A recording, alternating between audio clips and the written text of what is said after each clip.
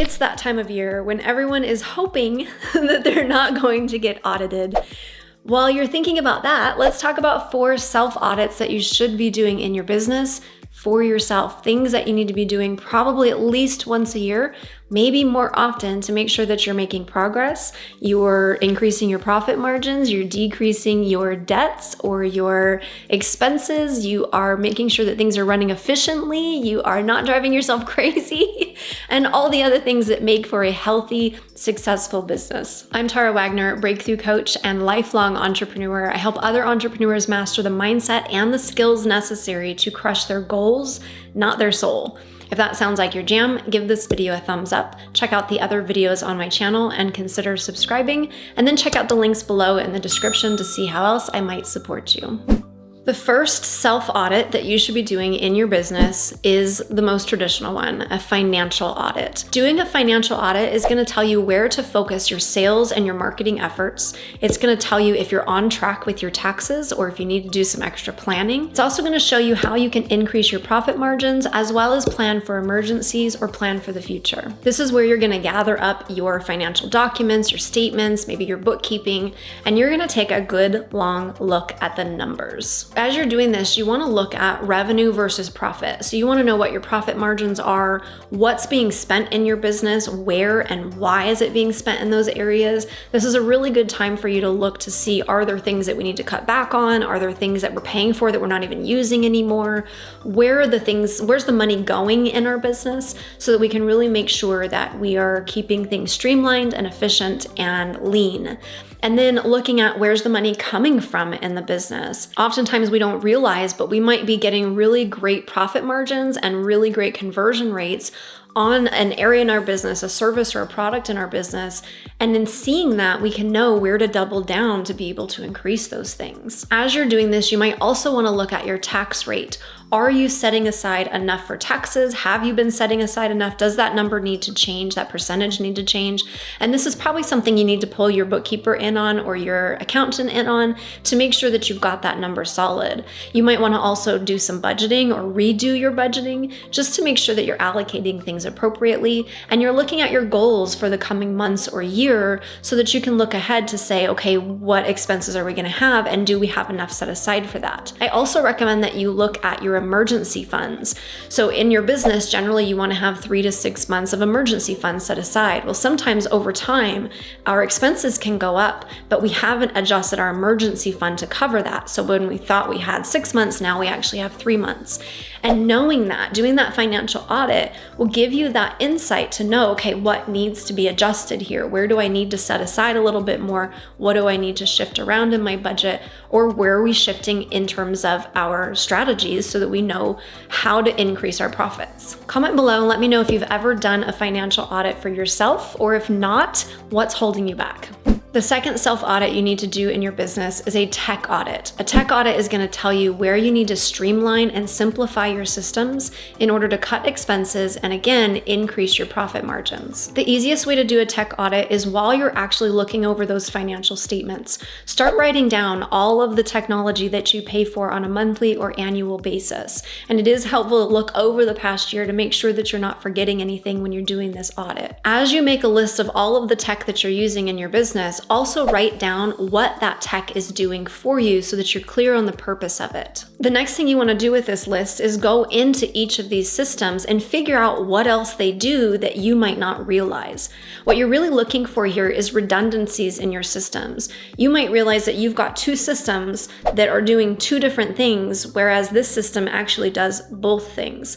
This is going to help you to streamline and simplify getting things into one system instead of spread across many. This isn't always possible. Sometimes you do need multiple systems if one system just does it better, but it is helpful to know what each system does, because as they improve over time, you may also want to change these down the road. You may also want to just do a little bit of research to find out, is there a new software out there that does more of these things? So if you've got an email service provider and you've got a sales system over here and you've got this over there and this over there, Is there something that's been developed, that's been newly launched that might actually combine all of these into one system for you? Now, you do want to be careful, obviously, because a lot of all-in-one systems are not actually as great as systems that specialize in one thing. So do your research, make sure that you're being clear about what you're picking and why. Don't just go after something because it's cheaper or it's fancy and new. Make sure that it's going to do what you need it to do. I recently did a tech audit like this and realized that I have systems that do similar things. So for instance, I was using Loom to do video responses and instead, or even video trainings, things like that.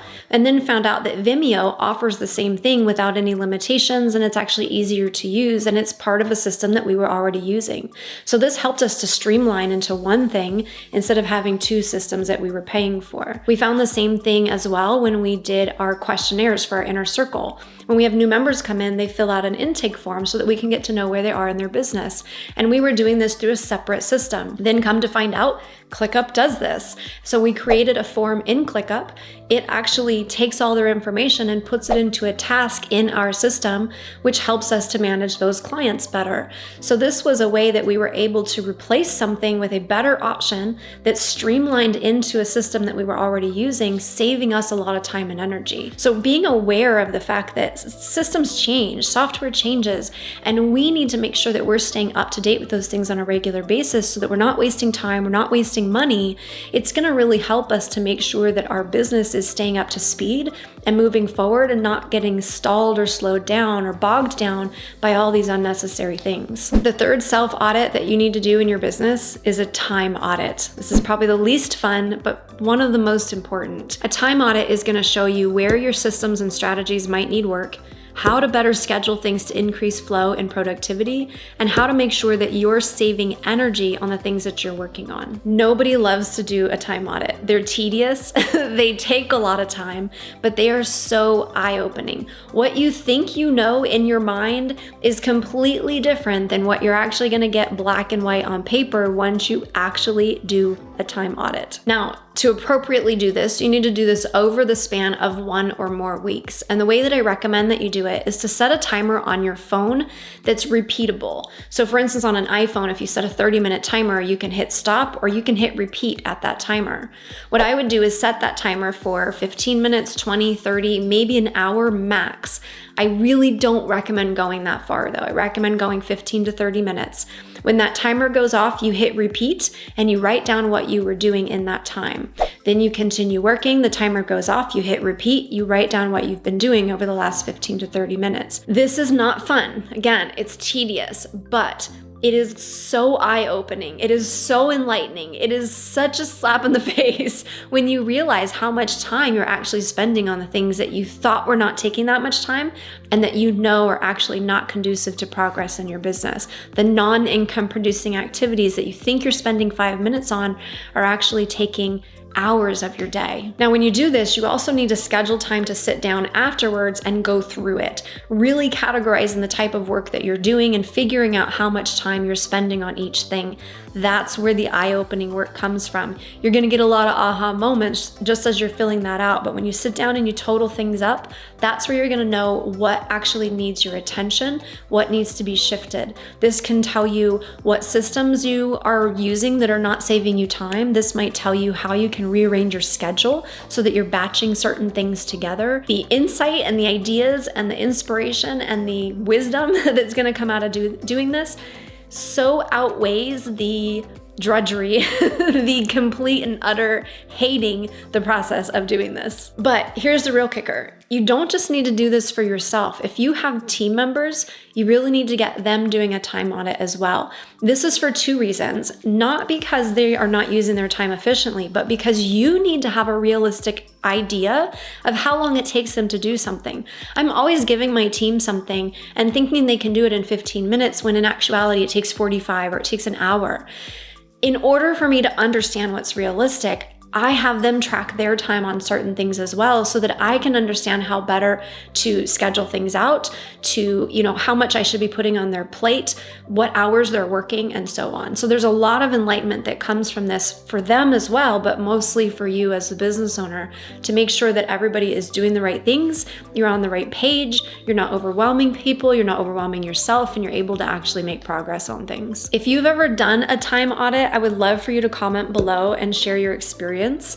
And if you have not done a time audit, but you have a hunch as to where some of your time might be getting wasted, I would love for you to comment and let me know what that is. The fourth self-audit you need to do in your business is an energy audit. And this might be one of probably the most important one, especially if you want to make sure that you're still loving what you do a couple years from now. An energy audit is going to tell you where you and your team's zone of genius is, and it's going to show you who your next hire is, so that you can increase flow and fulfillment in your business. Because it's really hard to be productive and make money if you're constantly burning yourself out doing the wrong things. So what is an energy audit exactly? This is where you're going to make a list of the things that you do in your business that give you energy versus drain you of energy. And you're going to compare this with your time audit to figure out how much of your time is going towards your energy drains versus your energy givers. We talked about this in how to avoid burnout, talking about moving yourself away from your energy drains, your energy leaks, and getting yourself more and more into your zone of genius, the thing that you're really good at that also inspires you, encourages you, gives you energy. And you want your team to do this as well. When I was bringing on a new assistant, I had myself and my current assistant do the same thing. We sat down and we wrote out what are the things that we love to do, what are the things that we hate to do. And we looked at those things, and that showed us who our next hire needed to be. We needed somebody with a highly analytical mind that loved details, that was good at data entry stuff, that was good at spotting things, that was good at just getting into the flow and getting stuff done. And that's who we found. And she's freaking amazing. And I just happen to be related to her. And that's also why she's amazing. But mostly she's amazing. But I wouldn't have known that if we hadn't done the work to sit down, both of us, and figure out where are the energy drains in our business, where are the things that are giving us energy, where are the things that, what's our zone of genius for everybody on the team, so that we can make sure we have the right people in the right place. When it's time to bring on another team member, we'll do the same thing with all of us. Where's our energy going? What takes the most energy? What do we not love? And who do we need to bring in that does love that thing, so that we can start making more progress again as a team? So even if you are not in the space where you're ready to start hiring, you can still do this. And then just ask yourself, what can I do to get myself away from the energy drains and doing more of the things that give me energy? Because energy is the lifeblood of life and business. And if you ain't got it, you ain't got business for very long. So what can you do? What strategies can you implement? How can you get creative to be able to start eliminating those energy leaks, those energy drains, and start really focusing on the things that feed you versus wipe you out? I would love to hear from you in the comments on what your zone of genius is. What is it in your business that you love to do that also gives you energy? Comment below and let me know. And if you intend to do any of these self-audits in your business, let me know which one you're going to start with, or if you are brave enough to start with all 4 of them. They take some time and energy, so pace yourself there. If you found this video encouraging, inspiring, helpful in any way, give it a thumbs up to let me know. Be sure to check out the other videos on my channel if you are new here. Fist bump in the comments if you made it to the end of this one. Thank you so much for watching. I will see you in the next one.